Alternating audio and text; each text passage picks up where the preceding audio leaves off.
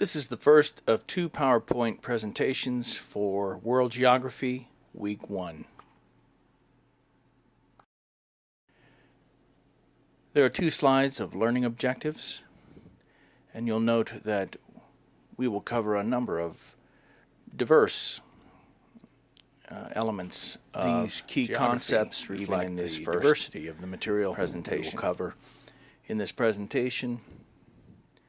Globalization, though, is probably the most important term, as it is kind of the key term for this presentation.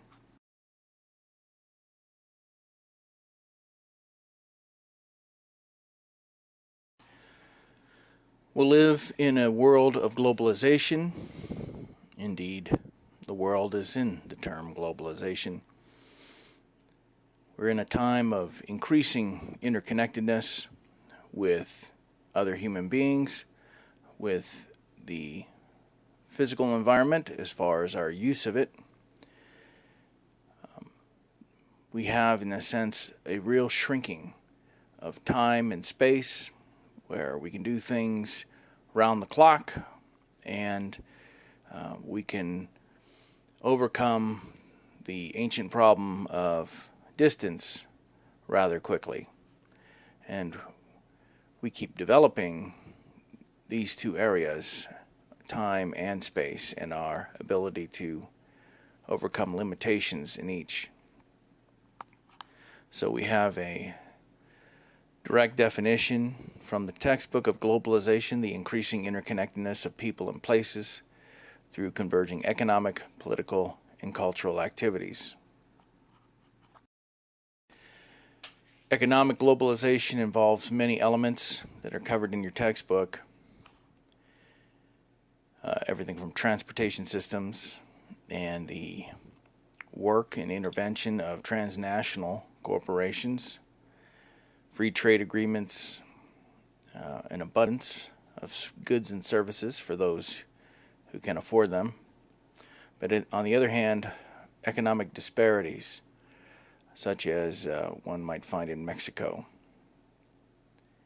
where a very wealthy nation, rich in natural resources, has a population where more than 50% live below the poverty line.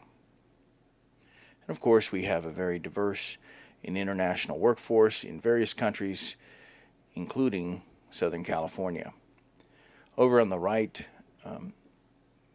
there was a code in the textbook to look at a video, a Google Earth video.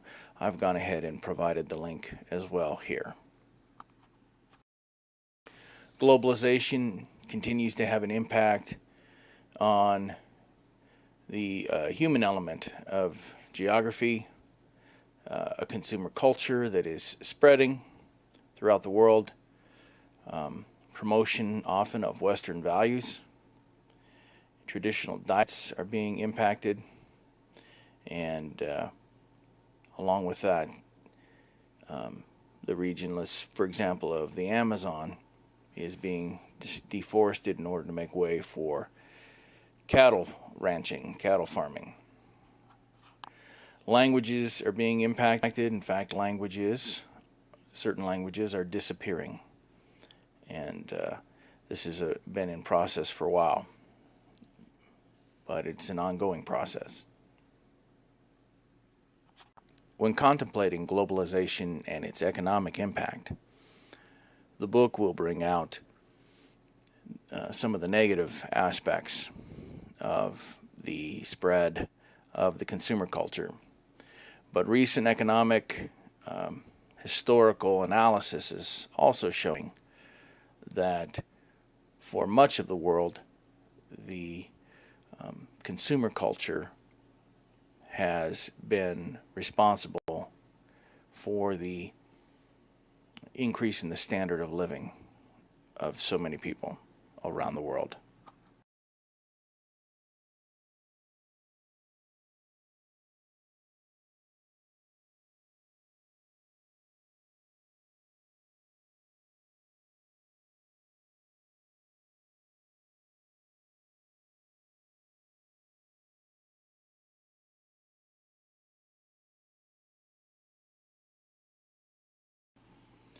Globalization involves the migration of peoples as well.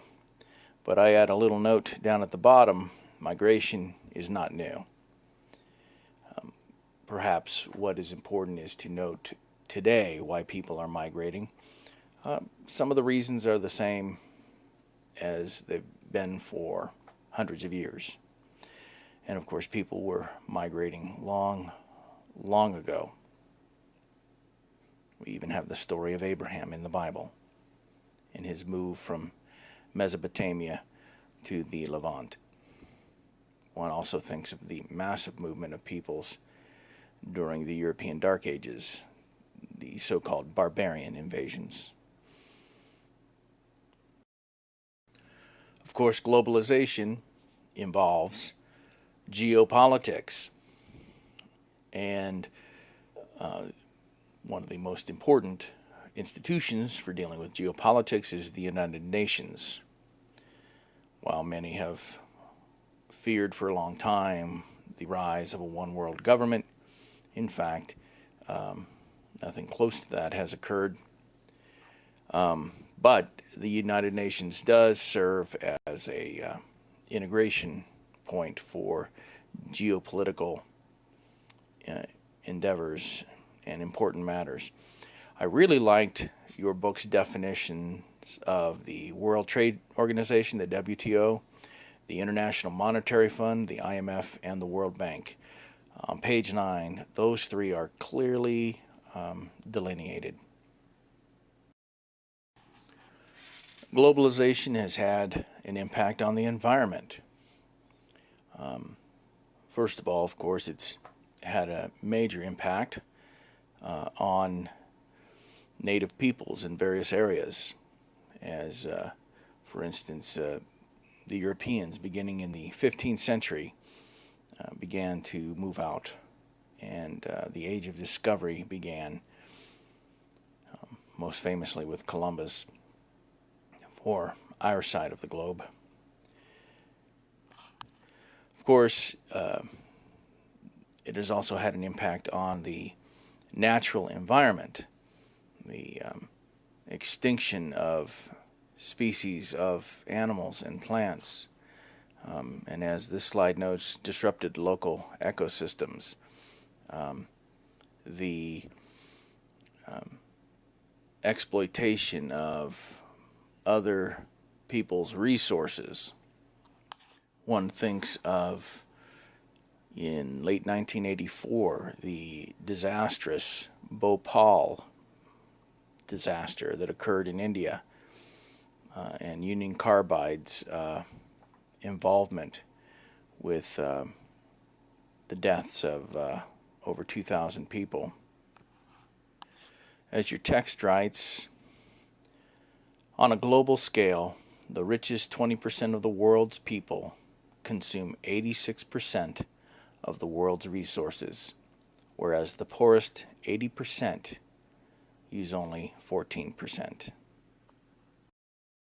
The next two slides have maps of economic globalization. The first one, right now, looks at formal globalization, and in particular, World Trade Organization membership. Globalization, especially, please note, since this map was made economically, has its critics. Russia and Ukraine have joined. This map tries to show Russia and Ukraine as give a middle position between. The updated map can be found on pure advocacy of it and pure criticism. The next map shows informal economic globalization, and in fact, the effect of the world on is not the international drug trade. The textbook notes two current theories concerning economic globalization: Friedman's flat earth, that there's more of an evenness as one moves around, and Florida's spiky earth, which emphasizes the economic unevenness. And the photo of New Delhi on this slide would certainly illustrate Florida's position, where you have the poverty in the foreground, and in the background the high-rises, and you can see the cranes putting them up, so even new high-rises where wealth is concentrated in this picture. Now we move into a section covering the basics of geographical work. Our textbook notes 4 varieties of geography. There's physical geography, which looks at things like the Earth's landforms, weather and climate, the atmosphere, even features of the Earth's crust.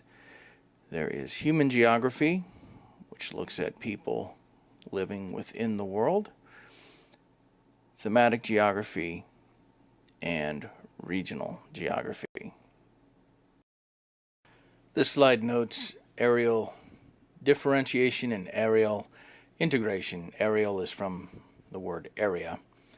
Areal differentiation notes differences between places, while areal integration notes connections or interactions between places.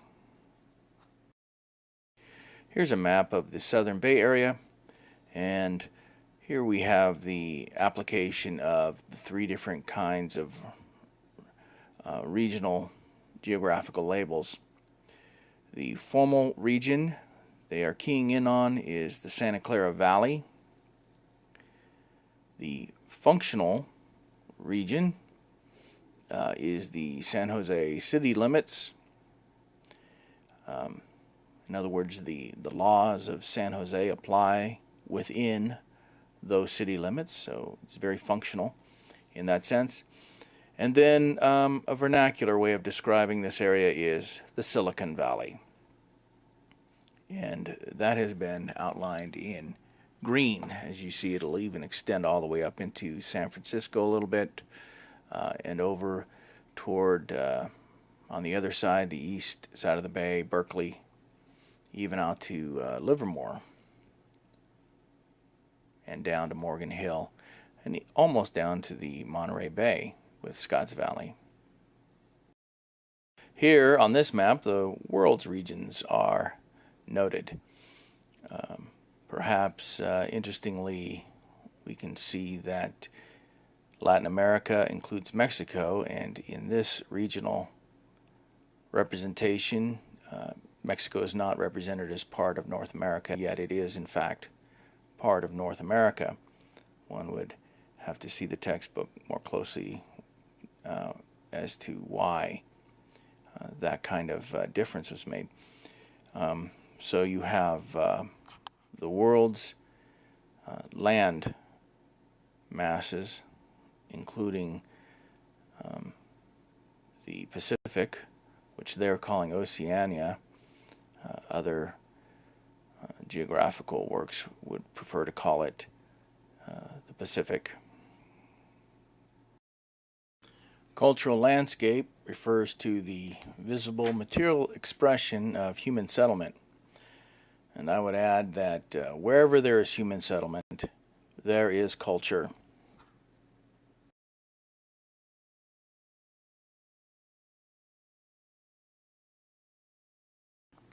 Here are some tools of the geographer, including the issue of absolute location, of locating something on the globe. And for a while, latitude and longitude have been used. Latitude are lines often referred to as parallels that run east and west around the globe. Of course, those are human designations, not natural designations of the globe. And longitude are the north-south lines, also known as meridians. And the prime meridian is located in Europe, going right through Greenwich, England, and that is 0 degrees of longitude right there, the prime meridian.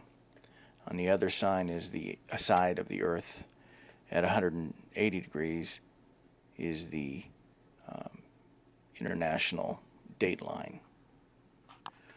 The tropics of Cancer and Capricorn represent one in the northern hemisphere, the other in the southern hemisphere.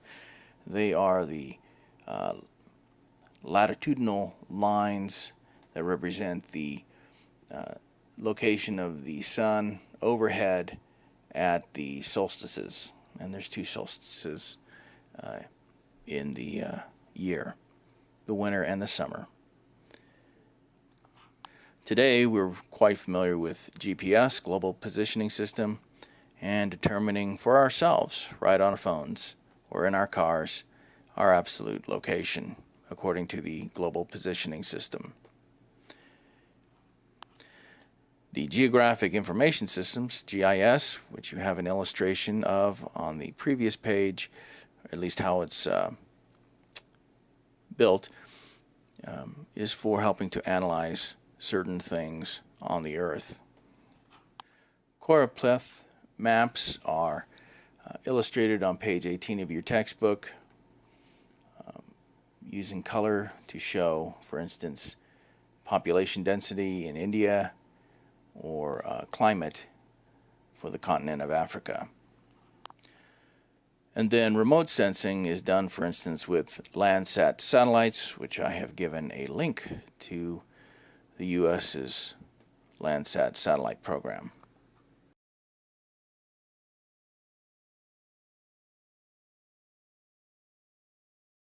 The book notes in the chapter issues of population growth and fertility rates, life expectancy. This slide is taken from the Standards of Living and looks at population growth, economic development, a chart before and the preceding expression. RNI is the rate of natural increase, and TFR, the total economic analysis rate, indicates for a country if it has a total fertility rate of less than 2.1. All the world, there's no natural growth occurring in the population. Fairly equivalent some countries standard of living. TFR is lower than 2.1 technological advances, growing the population due to the factor of migration. That people moving the standard into of living historically. Here are some graphs from your book concerning population pyramids, which your book notes is the best graphical indicator of a population's age and gender structure.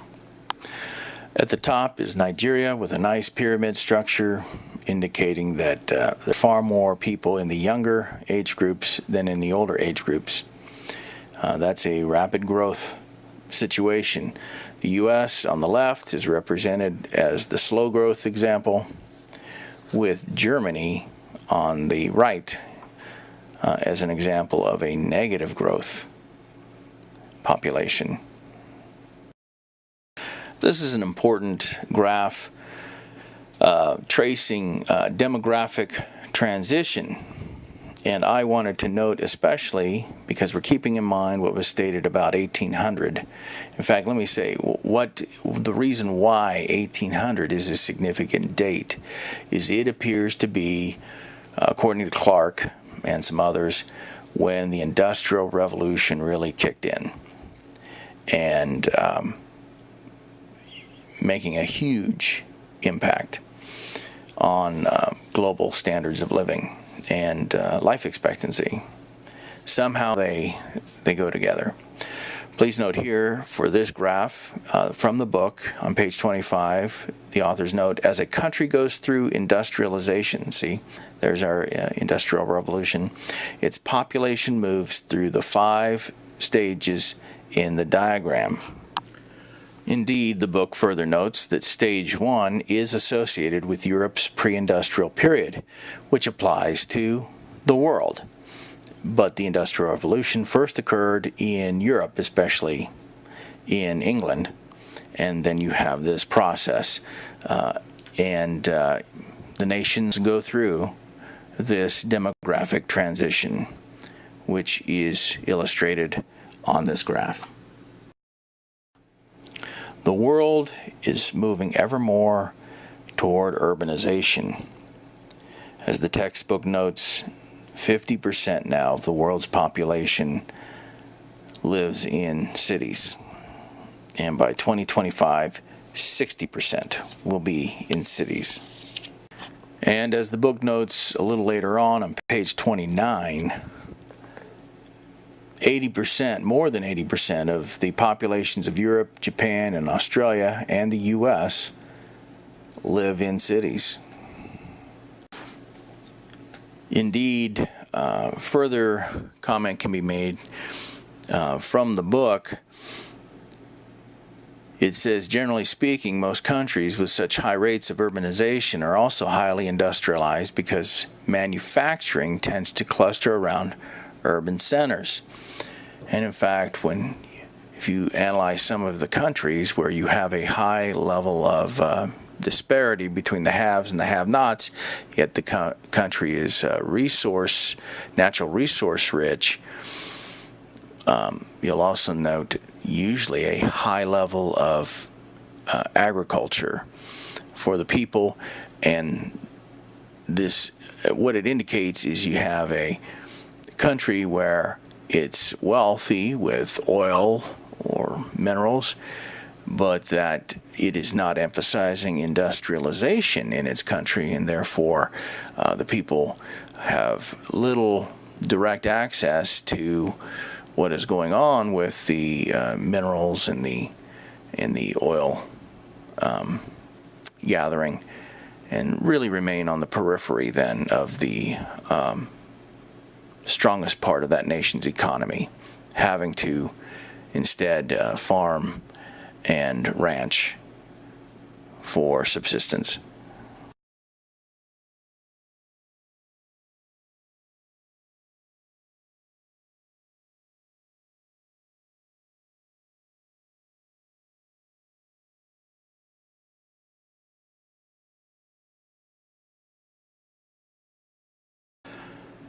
Unfortunately, in human experience, cultures can collide. And globalization has brought about its own cultural collisions. Sometimes there is cultural imperialism, which is the promotion of one culture system at the expense of another. Oftentimes a dominant culture from without. And there is cultural nationalism, that is the desire of a people to protect and defend itself from the influence or domination by another culture.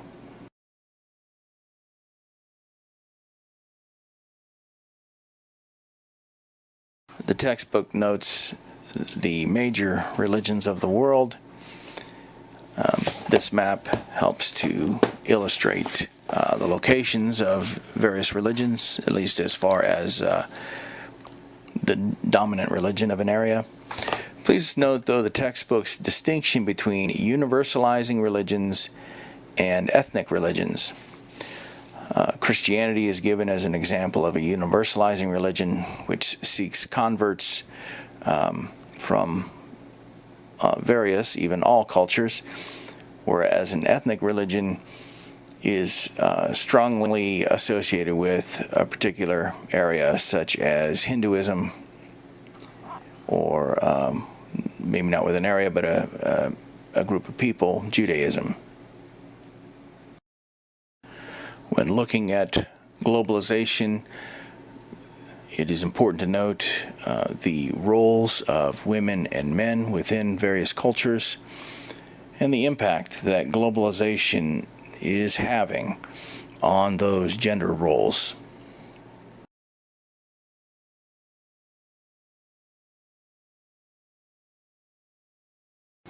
Terrorism is a key topic even in today's news, and the book addresses perhaps, or at least in certain cases, the connection between globalization and terrorism. And then counterterrorism, the desire on the part of most of the people of the globe to not see terrorism carried out.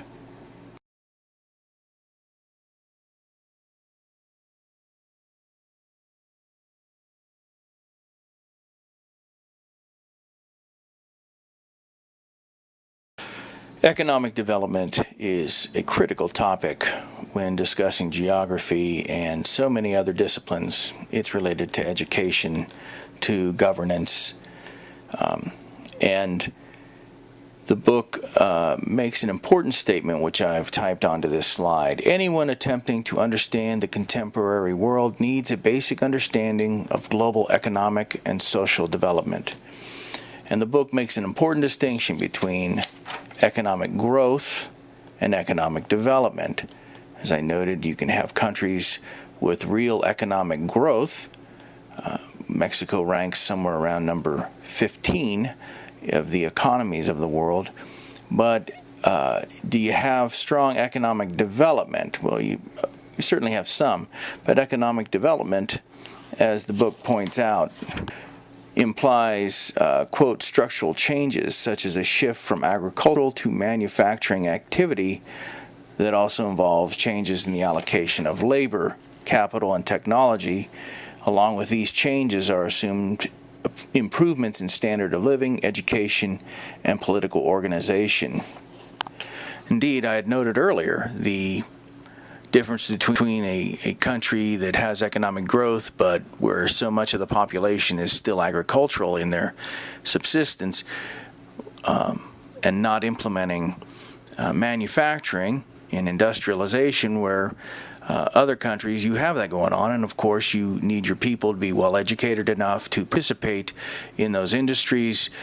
So with the growth also comes the economic development, and these factors such as education and technology and standard of living for the people in general. I should also note that part of attempting to understand the contemporary world as far as economic and social development requires to see where we have come from since the year 1800, and which is why I have made a note of some of Gregory Clark's information, so that a historical economic background is provided.